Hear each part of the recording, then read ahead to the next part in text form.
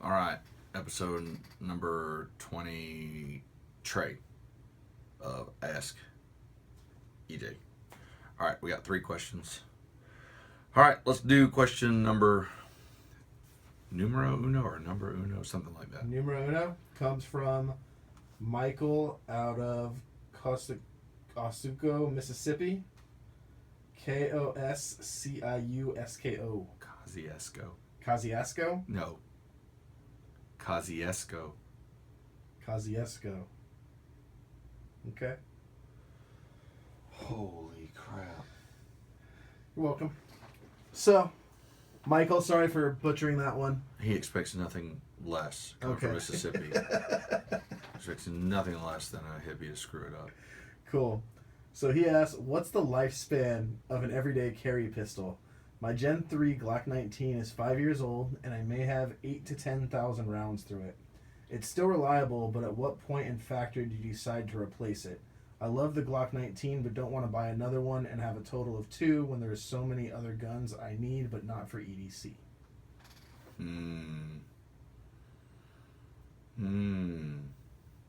I kind of see the underlying tone of this question. It's like, hey, I've got this wife, but at what point do we consider her old and I want to get a new one because there's so many different options out there now? I get it. All right, well, first of all, how many rounds did he say? It's less than 10,000. 8 to 10. 8 to 10,000 rounds in a Glock 19 Gen 3. You got a long way to go, buddy. That barrel will probably shoot 300,000 and not give you any issues as long as you clean it and take care of it. The polymer frame, on the other hand, well, that just depends on how rough you are on it. You could break that thing off tonight using it as a hammer on some crucifixion nails in your backyard doing something, and then it's gone. So, I don't think if you do everything the way that you're supposed to within the realm of variance that that gun can tolerate, I think you're going to have that thing to give to your grandkids' kids, and it'll be just fine. I mean, there are some Glock Gen 1s that are running around 20 plus years old that still work perfectly. It's just they don't have all the cool, upgrades, if you will, that the Gen 4s have on them. So, it's kind of like saying this Nissan Sentra still gets me to point A and point B as long as I change the oil and put good gas in it and rotate the tires every so often. But it doesn't have Bluetooth capability and satellite XM radio, so when do I upgrade? That Gen 3 is a beast. I mean, my Gen 3 that I use, I've got 25,000 plus rounds through it. It's still rocking. The only two things, it's like one thing that I've broken twice is the trigger reset spring on it. Ooh. So, I wouldn't hold your breath anytime soon of that thing failing you, short of you not doing what you're supposed to do. And it still can take a beating. So, don't go putting it underneath some bulldozer tires and trying to run over it. And it'll probably work out just fine with you. If you want permission to buy another gun, hey, you need to probably buy another gun, and it probably needs to be something different, so that way you have some variety in your death dealing. No one wants to defend their life with the same gun all the time. So I want to change it up a little bit. There, you can show Mama that. There, I just gave you permission to buy another gun. We're not laughing at you. I'm laughing with you. It's funny. I get it. All right. Next question. Next question's from Kevin out of Provo, Utah. I've been looking at XS big dot sights for weeks now. I'm not sure whether to get the big dot or the regular dot since there's a lot of different opinions on YouTube. Ooh, imagine that. Difference of opinions on YouTube. Who knew? Oh my goodness. So he wants to know what your opinion is, and also would you recommend tritium in the front and back sight, or just in the front? I don't like my sights to be like mullets. Party in the front, business in the front, party in the back. We're going to be all or nothing. So let's go business in the front and business in the back. Tritium both. And I would get the express sights. So I think they're the 24/7 big dot tritium express. I mean, that's what I got. So yeah, I mean my gun. Tritium in the front, tritium in the back. Big dot. So that's what I would do. If you're wanting excess big dots, that's what I would do. Did I tell you they called me, right? So they called me because of the video, and we're cool now. All right. I didn't want to have to take them off. No, everything's cool. We had several nice conversations. And they were very, very polite, and it was very, very pleasant. So I appreciate that. It's awesome. And no, I don't have a sponsorship by them. So whoever that dude was going to make that comment, you can go ahead and suck it now, because I don't. So sell out to the corporate. No, I don't. So. All right. Next question's from Scott out of Macomb, Mississippi. Macomb, Mississippi. Yep. Oh, we're good for Mississippi's today. We are. This is Say Kosciuszko. Kosciuszko. I can't get past that cheddar cheetah grin you have when you say it. Kosciuszko. All right, let's not hold Macomb, Mississippi up. Okay. What's his question? So he wants to bear in mind this is a long question, so get ready for this.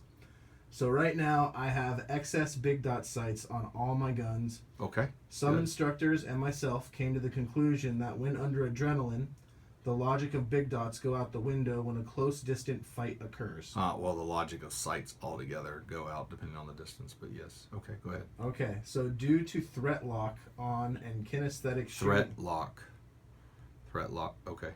All right. and kinesthetic shooting taking over when the adrenaline dumps, your eyes will not Which is interesting, kinesthetic shooting as opposed to visual shooting or audio shooting. Yeah. Okay, never mind. That's me using my education. Go ahead. Okay. Your eyes will not allow you to see your sights because naturally we will be locked onto the threat until far away enough that we can make a decision to stop hard, focus on the threat, and move it to our front sight. Some people say if you train to see your front sight, you will, but I don't believe that this is the case up close due to our natural instinct to hard focus on the threat. Okay, hold up. Just stop right there. This Okay. seems like a really long question. Read that last sentence. Some people say if you train to see the front sight, you will, but I don't believe that is the case close up due to our natural instinct to hard focus on the threat. Okay, shooting from retention. When we're shooting here, we got it out of the holster, right? And we're defending, we're getting our butt clobber, right? And we bring that gun up and we start shooting because there's clothing right here. Are we using our front sights? No. Are we using the big dot? Are we using competitions? We're not using sights at all because of how close he is. So no one would believe that. Okay. I'm just saying. I'm participating in the question. No, that makes sense. All right, carry on. The thought is that big dots lower you to the lowest common denominator and act as a I don't care, just give me a hit sight. Everyone knows that you can get a hit on a plate at 100 yards, but the point is you are throwing away your ability to be precise and surgical with your shots at distance, such Hold as... on. Okay. You're throwing away your ability to be precise and surgical, but he just said you could hit a plate at 100 yards. Correct. Okay, carry on. Such as in the long aisle in Walmart for a small amount of gain to see your sights a little better close up, which doesn't make sense because up close you will go into kinesthetic shooting 99% of the time. Okay. What's your opinion? My opinion is you have an opinion, and that's why the question is so long. You're wanting me to agree that you are right and everyone else is wrong. It's supposed to be a question, not a question with all this backup material like you're a prosecuting attorney. Look, I don't disagree with you on the whole point shooting thing, because if you're right here to me, I don't really need to line up the sights and cock one eye. That target is this big, point and shoot. Okay, an aisle at Walmart.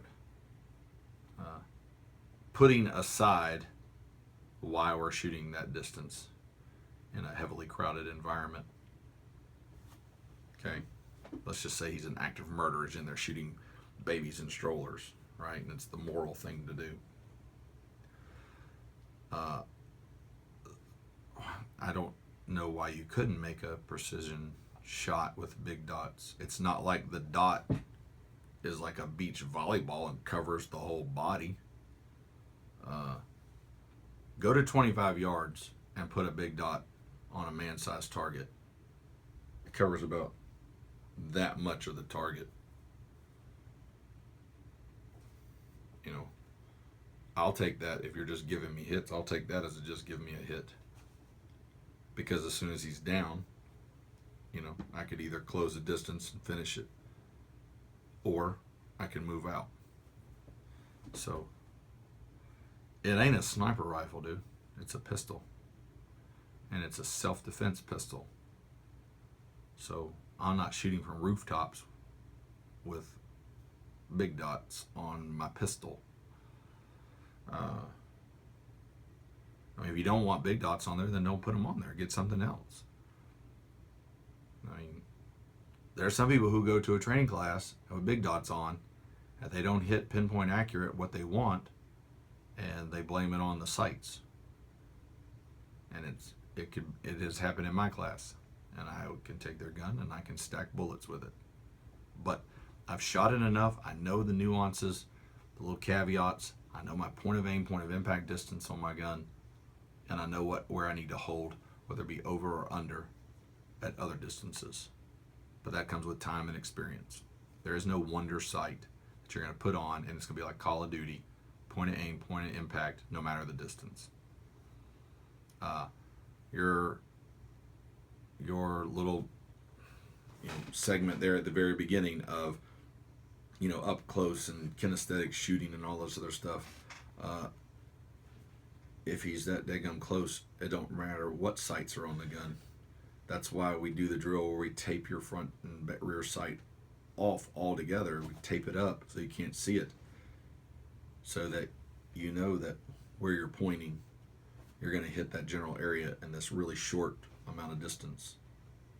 So I don't disagree with your statement that not all gunfights are within that 3 yards, 3 shots, 3 seconds thing either. But when you say surgical shooting, dude, I hit the A box in an IPSC sized target at 25 yards with big dots all day long, and I can do it upside down, pulling the trigger with my pinky. It's not because that sight is awesome. It's because I have a lot of time on that gun using that sight at different distances, and I know my gun, period. If I put new sights on, I would have to make adjustments. I might be able to parallel learn from holdovers and hold unders, point of aim, point of impact, where that baseline was on that excess big dot. But if there was too much of a variance, I would have to go back and learn it all over again. It may not take me as long, but nonetheless, there is a learning curve with any new piece of equipment that you put out there. If that learning curve was too steep for you, and you want to shoot the eyelashes off of somebody, then go get competition sights. No one's stopping you. It's America. It's a free country. Buy whatever you want. Get some Warren Tacticals or something and throw them out there. But let's not make this question a case for equipment failure over inexperience. Not enough time on the gun. I'm not defending excess big dots. This would be anything. Be a red dot. It could be iron sights on an AR. It could be ghost ring, whatever. It doesn't matter. You just have to have enough time on the gun in a very varied amount of situations. But the force on force classes I run, all my sim guns have excess big dots on them, and I've never heard that statement. But I mean, then again, I'm only limited in my experience, so we could wake up tomorrow and find out you're 100% correct, and I'm way off my rocker. Wouldn't be the first time I'm married, so I know how that goes. It's just not been my experience that that's the case. But so noted. I think that's a personal decision. You know? So I would just say, if the case that you're making is really just an individual case, you can't make surgical shots, or maybe you can and you're not as comfortable. I don't know. I don't have the problems that you're talking about. But it is Ask EJ, so you asked me and I'm just telling you my opinion. That's just, I don't have that problem.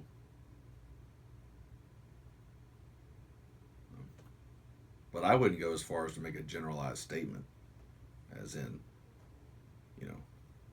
you're giving up something. Because what I hear you saying is, I don't really need the big dot because he's up close and personal and I'm doing all the kinesthetic, no point shooting stuff. And then when I do need it, it's too big and intrusive or obtrusive, as my target is down the aisle in Walmart and I can't make a surgical shot, which is all garbage. So it just comes down to the person using the equipment. But I'm not saying that excess is right for you. You may need to go with something. It sounds like you need to go with something different. And if you do, fine. There's not a problem with that. Go with somebody different. But you can't. It's not like excess big dots suck because you don't know how to use them. But they may not be right for you, and there's nothing wrong with that. So I would just be quick to see if there's something wrong with me before I start hounding on somebody's equipment. And I'm telling you, if I handled somebody's equipment, I could sit here and back it up over this class and this training evolution and that training evolution and give you specific reasons why it didn't work for me. But just this generalized, nonchalant almost, well, we've just come to the conclusion that, and leave it at that. That's just too general. You gotta be more specific. I'm ranting again. It's all good. That's the number one reason I keep the hippie around. It's all good. You see what I'm saying? It's like, I don't like Toyota trucks. I just don't like them, and they don't do this and they don't do that. Yeah, but if, Mario Andretti drives your Toyota truck, I'm sure he can make it do things that I couldn't do. But if I put enough time and effort and energy to learn that kind of stuff, I would find out that truck or whatever, Chevy or whatever, GMC, can do more than what I'm capable at this point in time of being able to make it do. I'm the one that's inexperienced in knowing how to drive that thing to its fullest potential. It wasn't a mechanical or a company deficiency in their product. It's me. I didn't know enough. I didn't know how. I didn't have enough experience behind it and have someone guiding me through it. So That's what I would say. All right, that's the end of my answer on that question. Cool. That's that was number 3. All right. Cool. All right, well, not too bad today, you know. And let's see, if you want to ask more questions, which you should, ask more questions, put them in the link. It's in the description box. There it is. And then don't forget to check out sheepdogsociety.org, legallyconcealed.org. Check out the web store. Get yourself some Second Amendment support things like our coffee mug, right? And then, hit us up on that Twittergram and Facebook stuff, Snapbook, Face Chat, whatever that is. All right. Well, you guys have a great day. As always, stay alert and practice often. We'll see you next time.